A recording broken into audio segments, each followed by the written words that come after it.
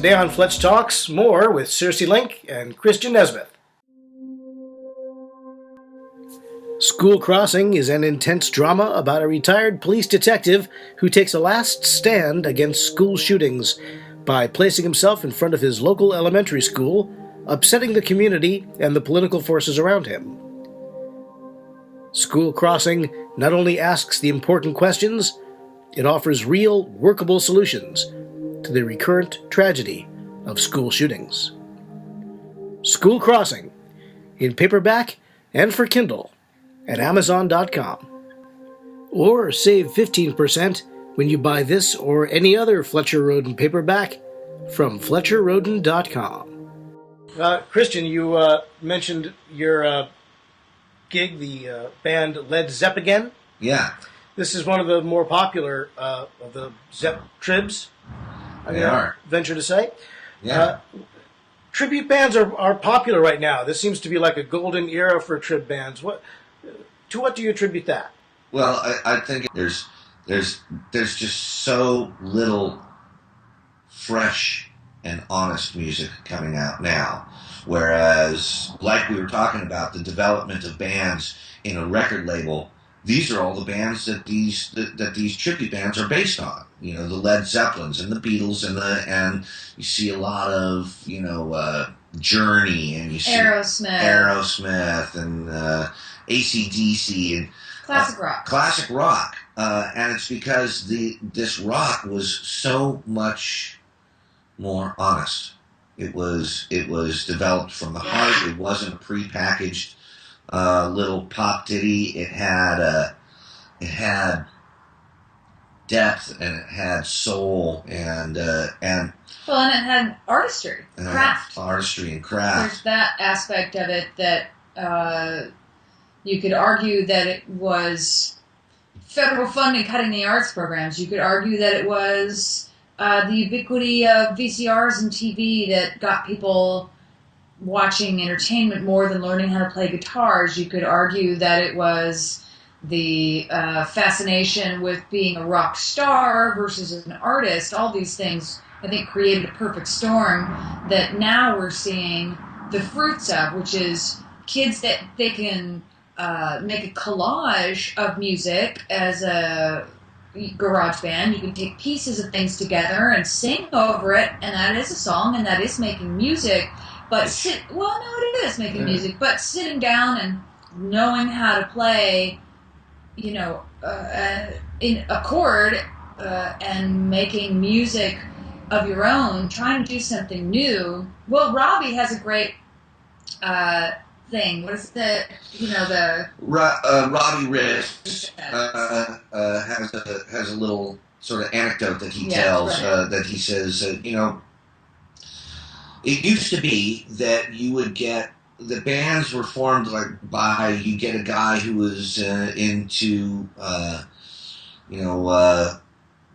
blues and R&B, and another guy in the band was really into country guitar players, and another guy in the band had a terrific rock and roll voice, but he was really into musical theater, and then you put them all together with a nice solid little drummer, and what you get is the Beatles.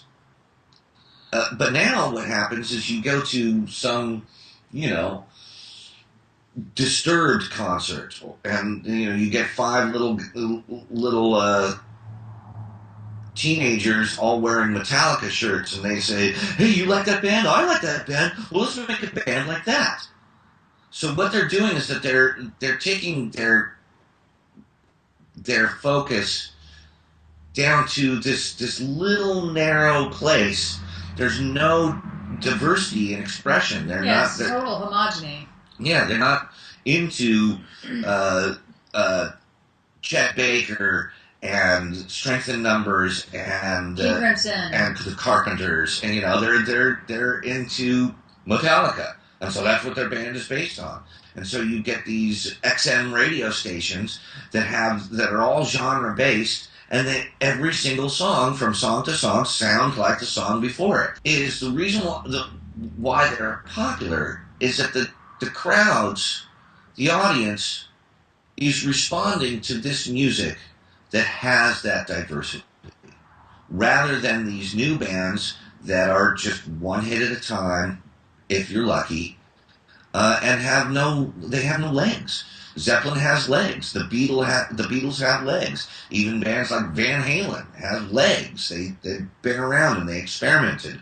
And I think the listener, though they may not be able to articulate it, knows the difference between what they're hearing on new radio as opposed to these classic rock bands which have endured the test of time. Who do you like these days? Well, a lot of our friends on Theme Music, which is a group we're involved with on Facebook, have a lot of brilliant music. There's Matt Brown. I love listening to his stuff. His earlier band is Uncle Green. A lot of people know them. I listen to some of their stuff. A cat named Paul Melanson. Paul Melanson, Joe Giddings. So it's weird. Sometimes I will go on a kick of listening to music, but I only want to listen to music by people I know.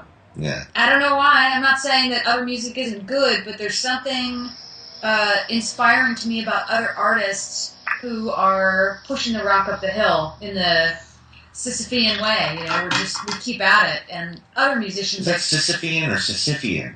Sisyphean. Okay, well, I want to talk about your gigs that you guys have coming up.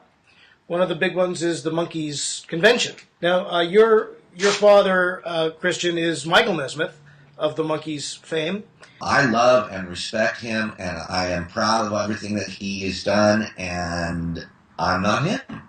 But at some point, I just decided to accept all comers and let them in, and I'm really glad I did, because they saw what Circe and I were doing. And they became outright fans regardless of who my father is. They actually we played a show last night, and a couple of gals flew from Chicago to see our 45-minute set in here in Los Angeles. And one flew down from Seattle. One flew down from Seattle, yeah. So these are the kind of true devoted fans that we're talking about, and a lot of them have come from the Monkees community. So we're really, really grateful to that. If you'd like to be a guest on Fletch Talks, drop me an email. I'm Fletcher Roden.